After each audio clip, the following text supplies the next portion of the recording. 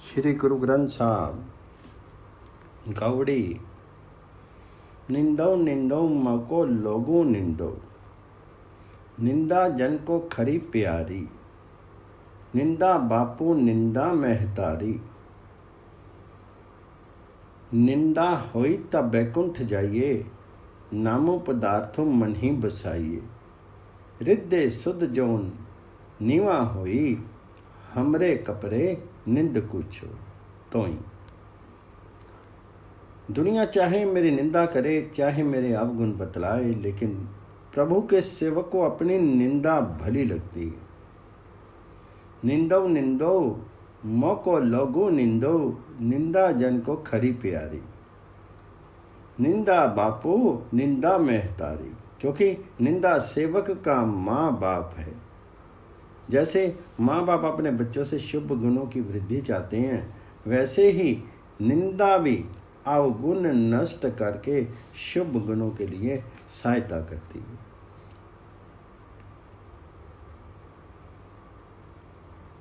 निंदा होई तब बैकुंठ जाइए, हमरे कपरे निंद कुतोइए। निंदा करे सो हमरा मीतू, निंदक माही हमारा चीतू। निंद को जो सो निंदा हो रे, हमरा जीवनु निंद को लो रे। यदि लोग अवगुण नष्ट करें तो ही बैकुंठ में जाया जा सकता है, क्योंकि इस प्रकार अवगुण छोड़ करके प्रभु हरि का नाम रूपी धन मन में बसाया जा सकता है। यदि हृदय शुद्ध होते हुए हमारी निंदा होवे तो निंदक हमारे मन को पवित्र करने में सहायता करता है। इसलिए जो मनुष्य हमारी निंदा करता है वह हमारा मित्र है। निंदा करे सो हमरा मीतु। हमारी सुरती अपने निंदक में रहती है। असल में हमारा बुरा सोचने वाला मनुष्य वह है जो हमारी बुराइयों को नष्ट होने से रोकता है। बल्कि निंदक से तो वह यह भलाई है कि हमारा जीवन भला बनता है। निंदकु सो जो निंदा हो रे, हमरा जीवनु निंदकु लो रे। निंदा हमरी प्रेम प्यारू, निंदा हमरा करे उधारू। जन कबीर को निंदा सारू, निंद को डुब्बा हम उतरे पारी।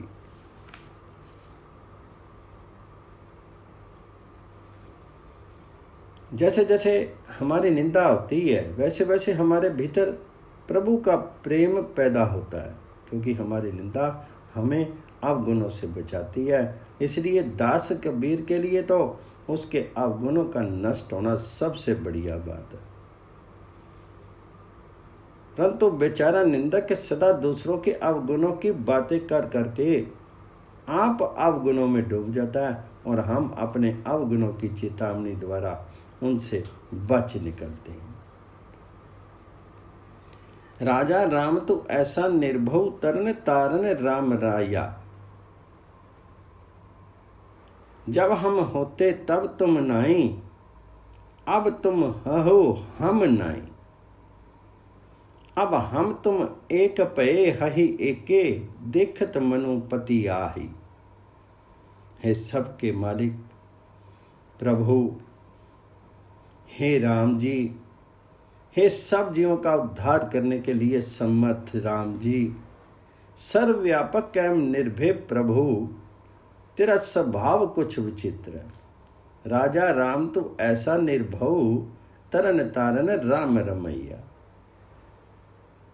तारने वाले हो।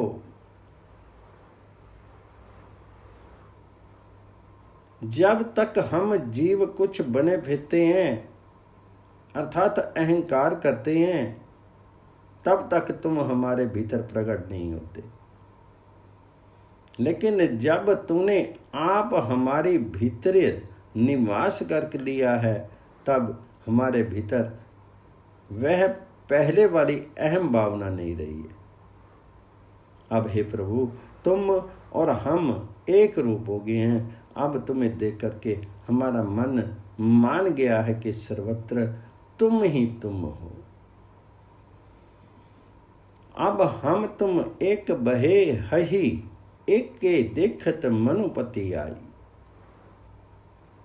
जब बुद्धि होती तब बलु कैसा, अब बुद्धि बलु न खटाई। कहे कबीर बुद्धि हरि लई मेरी, बुद्धि बदली सिद्धि पाई। हे प्रभु, जब तक हम जीवों में अपनी बुद्धि का अहंकार होता है तब तक हमारे भीतर कोई आत्मिक बल नहीं होता। लेकिन अब जब तुम आप हमारे भीतर प्रकट हुए हो तब हमारी बुद्धि और बल का हमें अभिमान नहीं रहा। कबीर कहता है, हे प्रभु, तुमने मेरी अहम ग्रस्त अकल छीन ली है, अब वह बदल गई है, इसलिए अब मुझे मनुष्य जन्म के मनोरथ की सिद्धि प्राप्त हो गई है। गौड़ी खट नेम करी कोठड़ी, बांधी वस्तु अनुपो बीच पाई। कुंजी कुल्फो प्राण करी राखे, कत्ते बार न लाई। अब मन जागत रहु रे भाई, गाफलु होई के जन्मु गवायो। चोरू मुँह से करू जाई। 6 चक्र बना करके प्रभु ने ये मनुष्य शरीर रूपी छोटा सा घर बना दिया है और इस घर में अपनी आत्मिक ज्योति रूपी आश्चर्य वस्तु रख दी है। इस घर का ताला चाबी प्रभु ने प्राणों को ही बना दिया है और ये खेल बनाते हुए वह देर नहीं लगाता।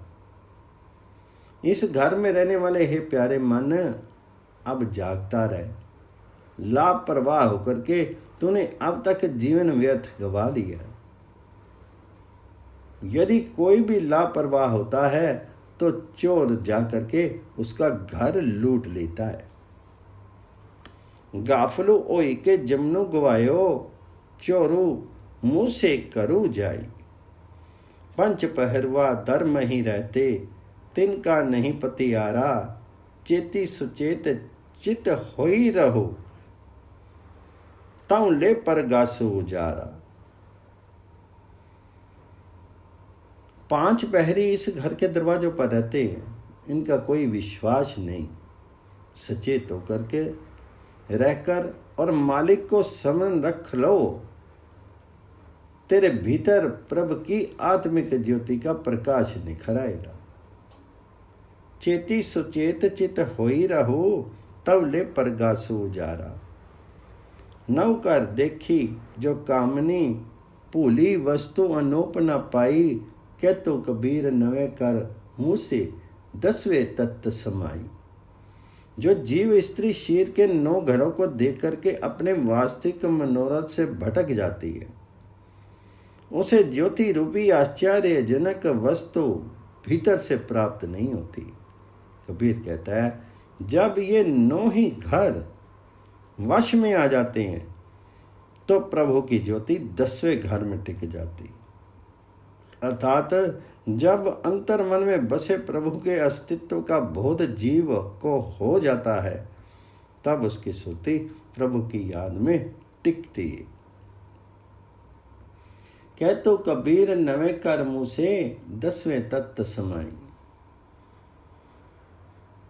गौड़ी माई मोही अवरु न जानियो अना नाम। शिव सनक आदि जासु गुण गामी तासु बसी मोरे पर प्राणा नाम। हृदय पर गासु ज्ञान गुर गमित गगन मंडल में त्याना नाम। विखे रोग पे पंदन पागे मन निज करी सुखु जाना नाम। है मेरी माँ, मैंने किसी दूसरे को अपने जीवन का आसरा नहीं समझा, क्योंकि मेरे प्राण तो उस प्रभु में बस रहे हैं जिसके गुण शिव और सनक गाते हैं।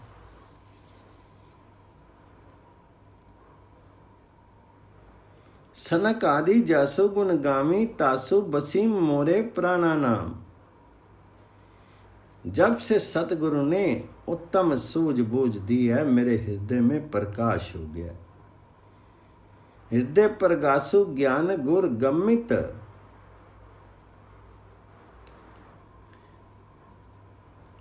और मेरा ध्यान उच्च मंडलों में अर्थात प्रभु चरणों में टिका रहता है। विषय विकार आदि रोगों तथा भयों की जंजीरें टूट गई हैं। मेरे मन ने भीतर ही सुख प्राप्त कर लिया। बिखे रोग व बंधन पागे, मन निज करी सुखु जानाना। एक सुमति रति जानी मानी, प्रभ दूसर मनी न आना ना। चंदन बासु भय मन वासन, त्यागी कटियो अभिमानाना। मेरी बुद्धि का प्रेम एक प्रभु में ही बन गया है। एक प्रभु को आसरा समझ करके और उसमें विश्वस्त होकर के किसी दूसरे को अब मन में नहीं लाता। मन की इच्छाओं को त्याग करके मेरे भीतर मानो चंदन की सुगंधी पैदा हो गई है। मेरे भीतर से अहंकार मिट गया है। चंदन बासु भय मन बासन, त्यागी कटियो अभिमानना। जो जन गाई त्याई जसु ठाकुर, तासु प्रभु है थाना नाम। तिहि बड़ भाग बसियो मनी जाके, करम प्रदान मथाना नाम। जो मनुष्य ठाकुर का यश गाता है, प्रभु को स्मरण करता है, प्रभु का निवास उसके हृदय में हो जाता है।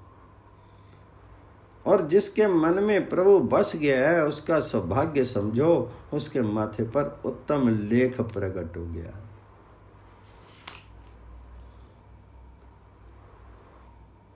तीवड़ भाग बसियो मनी जाके, करम प्रदान मथाना। काटी शक्ति शिव सहज प्रगासियो, एके एक समाना ना। कही कबीर गुर पेटी, महासुख प्रमत रहे मनु मनाना। माया का प्रभाव दूर करके जब ईश्वरीय ज्योति का प्रकाश हो गया, तो सदा पवित्र एक प्रभु में मन लीन रहता है। कबीर कहता है, सतगुरु को मिल करके उत्तम सुख प्राप्त होता है। दुविधा समाप्त हो जाती है और मन प्रभु में लग जाता है। कहे कबीर गुर पेटी, महासुख प्रमत रहे मनु माना नाम।